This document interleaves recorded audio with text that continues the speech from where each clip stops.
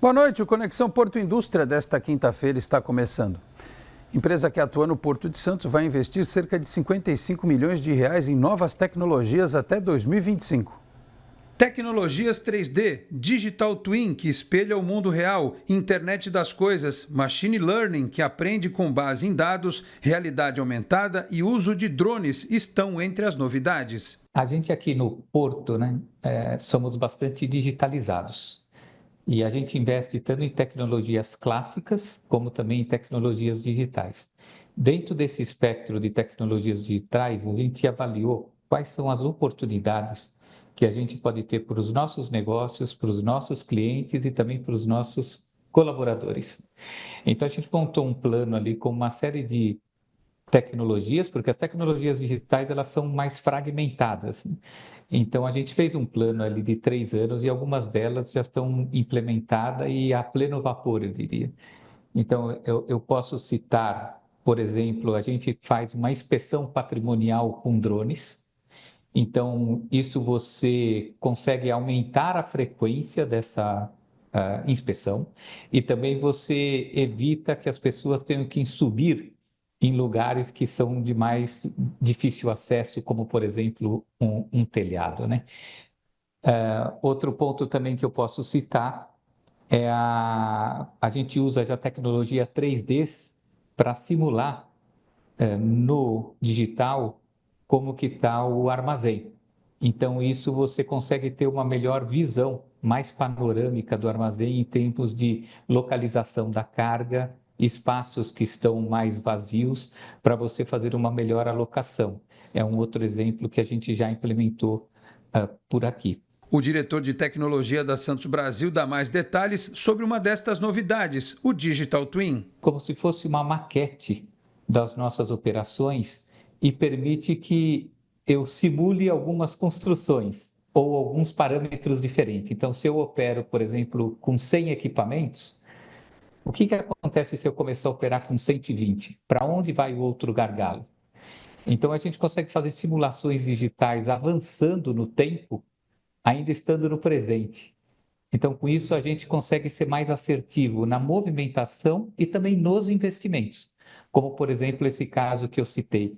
Se a gente vai fazer um gate novo, o que isso impacta no pátio? O que eu tenho que comprar a mais de equipamento no pátio para suportar esse volume do gate novo? Isso o Gêmeo Digital te traz com uma certa precisão e a gente também acaba fazendo um trabalho mais acurado no nosso dia a dia, em virtude de uma simulação, como eu disse, dentro de uma maquete digital. Destaque também para o uso da chamada Internet das Coisas. Nós somos signatários do Pacto da ONU desde 2013. Então, essa pauta ESG, ela é muito presente aqui dentro. E o IoT, um dos primeiros lugares que a gente implantou foi nos odômetros de água. Para controlar o consumo de água, evitar desperdício e ter uma previsibilidade de vazamento antes que ele seja um desastre, vamos falar assim, pelo volume fica muito constante, né? Usamos o IoT também para monitoramento de reefer. Reefer são os containers que são refrigerados. Então, o IoT ele fica pegando a temperatura do container a toda hora e você não tem que ter uma inspeção visual, por exemplo, né? É um outro exemplo de IoT que a gente utiliza. Uma novidade importante que também tem impacto ambiental é a chegada dos RTGs elétricos. A gente é uma empresa pioneira no uso de RTGs, que são os guindastes de pátio.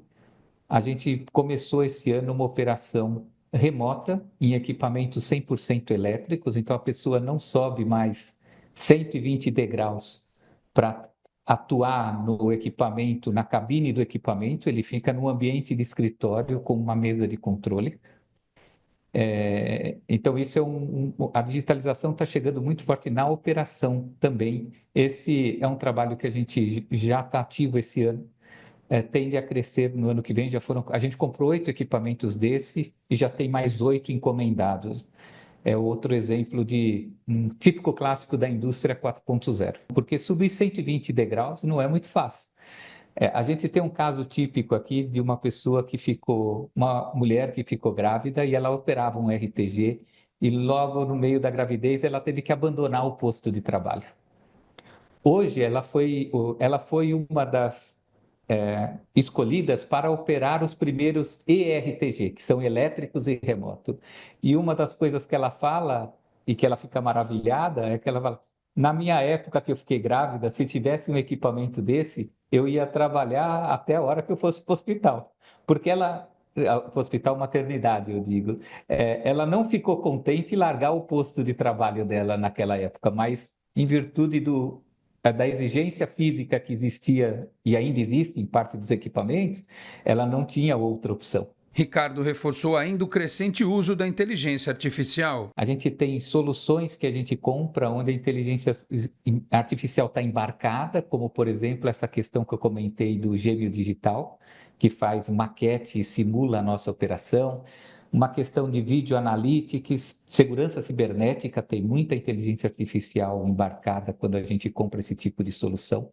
Mas a gente também tem soluções que são proprietárias, que aí a gente consegue gerar um diferencial na nossa operação, como, por exemplo, essa questão da previsão de atracação. Então, essa é uma solução proprietária que usa massivamente dados e algoritmos complexos, né? A manutenção de equipamento é outro exemplo. Inteligência de mercado são soluções também muito proprietárias nossas, né? Então, cada vez mais a gente vê o dado servindo de fonte para a gente ter informações mais sofisticadas e assertivas. As travessias litorâneas, popularmente conhecidas como balsas, estão recebendo melhorias ao longo do ano todo. Isso impacta positivamente na rotina dos usuários, com mais rapidez na volta para a casa dos moradores, mais agilidade na movimentação dos turistas e também dos comerciantes locais que trabalham bastante nessa época do ano. Essas melhorias são resultados do investimento de cerca de 200 milhões de reais nos trajetos. O governo do estado de São Paulo investe na balsa para você investir no que importa para você. Acesse o site através do QR Code que vai aparecer aqui na tela para conferir o que já foi feito e os novos investimentos que estão chegando. E São Paulo manteve a liderança das exportações do agronegócio brasileiro, registrando superávit de 23,22 bilhões de dólares no acumulado de janeiro a novembro de 2024, equivalente a 139,9 bilhões de reais. O valor representa aumento de 10% em relação ao mesmo período de 2023, reforçando a importância do setor agropecuário para o desempenho econômico do estado e do país. A posição de maior exportador do Brasil era do estado do Mato Grosso no ano passado. De acordo com os dados do levantamento realizado pelos pesquisadores da Secretaria de Agricultura e Abastecimento de São Paulo, as exportações paulistas do agronegócio alcançaram 28,40 bilhões de dólares, um crescimento de 10,3% em relação ao ano anterior.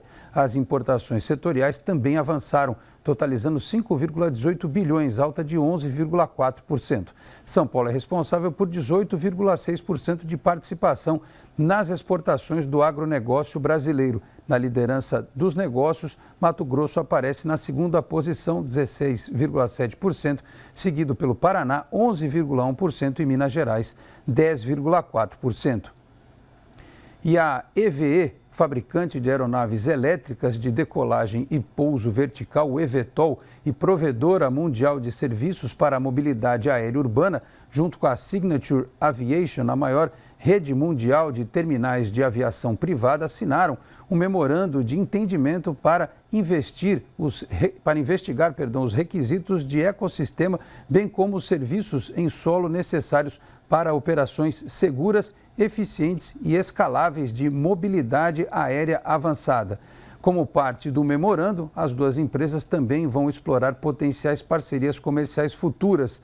Com cartas de intenção para 2.900 eVTOLs, a aeronave da EVE utiliza 8 rotores dedicados para voo vertical e asas fixas para voar em cruzeiro, sem alteração na posição desses componentes durante o voo. O conceito inclui um propulsor elétrico alimentado por motores elétricos duplos. Vale lembrar que o veículo será produzido no Brasil, na cidade de Taubaté. E o Conexão Porto Indústria de hoje fica por aqui. O programa volta amanhã, a partir das 7h30 da noite. Muito obrigado a todos pela audiência, um grande abraço e até lá. Tchau, pessoal.